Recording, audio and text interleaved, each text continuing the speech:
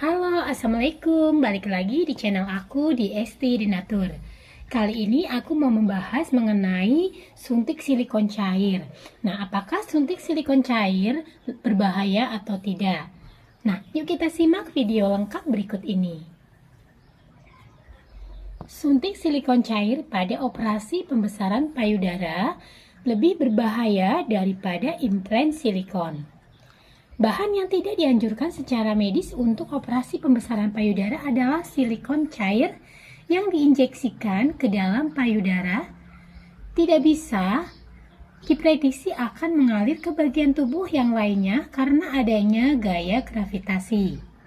Sedangkan implan silikon, ia menambahkan jika implan silikon ketika pasien bosan atau merasa ukurannya kurang besar, maka implan silikon tersebut bisa diambil dan ukurannya juga bisa dibesarkan sesuai dengan selera.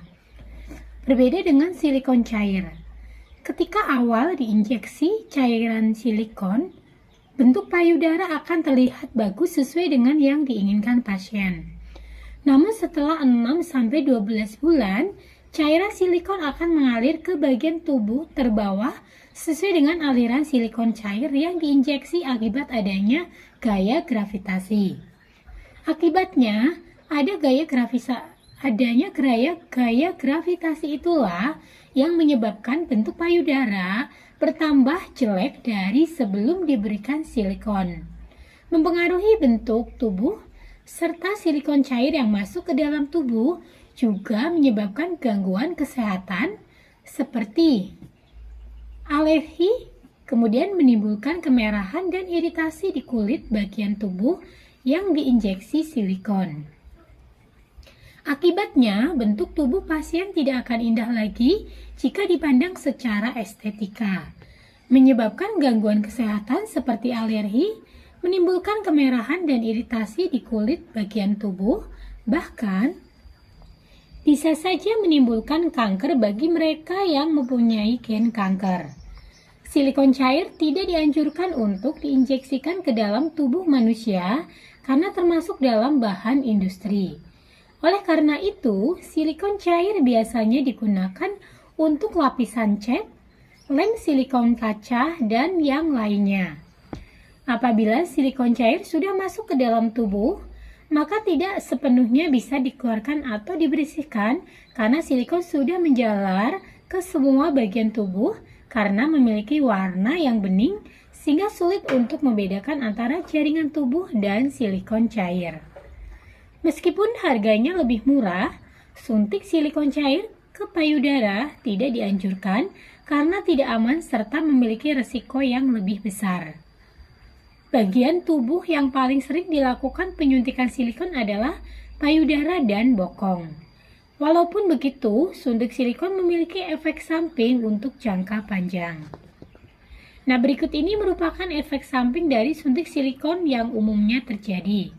Yang pertama adalah nyeri pada payudara, yang kedua, bengkak kemerahan pada payudara, kemudian yang ketiga adalah jaringan payudara mengeras, yang keempat, perubahan posisi silikon, kemudian yang kelima adalah terbentuknya benjolan akibat silikon bocor sehingga payudara bentuknya tidak normal, kemudian yang keenam, infeksi bakteri dan jamur. Kemudian yang ketujuh itu bisa menyebabkan kerusakan saraf yang akan mengakibatkan sensitivitas puting susu berkurang, dan yang kedelapan adalah potensi menjadi kanker payudara. Suntik silikon sudah banyak menelan korban. Sebenarnya, suntik silikon tidak ada dalam prosedur bedah plastik. Yang boleh digunakan adalah silikon dalam bentuk implan yang harus medical grade. Secara medis, tidak boleh menggunakan implan yang bukan medical grade, apalagi silikon yang disuntikan. Tidak ada bahan silikon yang boleh disuntikan ke dalam tubuh. Silikon untuk keperluan industri biasa digunakan untuk cetakan kue, peralatan dapur atau menambal akuarium, disuntikan langsung ke tubuh manusia. Bayangkan akibatnya. Awalnya memang suntik silikon bisa membuat bagian tubuh tertentu jadi berbentuk. Bisa pula menambah kecantikan, hidung mancung, Bentuk bibir, pipi, dan dagu indah, kemudian payudara seksi. Namun, lama-kelamaan muncul benjolan atau gumpalan keras yang disebut dengan silikonoma atau tumor akibat penyuntikan cairan silikon. Silikon cair dianggap benda asing.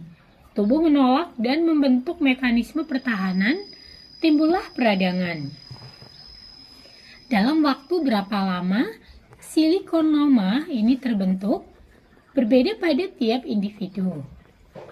Dipengaruhi oleh berapa banyak silikon cair yang disuntikan dan cara memasukkannya, apakah ada infeksi atau tidak. Nah, bagi yang saat ini sedang mengalami keluhan akibat dari suntik silikon dan ingin mengatasinya serta mencari produk herbal sebagai alternatif pengobatan, dari Donatur Indonesia sendiri ini memiliki produk herbal untuk membantu mengatasi keluhan tersebut. Nah, produknya ada apa saja? Untuk produknya sendiri ini terdiri dari 4 macam obat minum, yaitu terdiri dari Gangji, kemudian Gosya, kemudian kapsul BD dan Habatop 3-in-1. Nah, keempatnya sendiri ini berbentuk kapsul, jadi sangat mudah sekali dikonsumsi. Dan produknya sendiri ini terbuat dari bahan-bahan racikan herbal, sehingga insya Allah aman untuk dikonsumsi.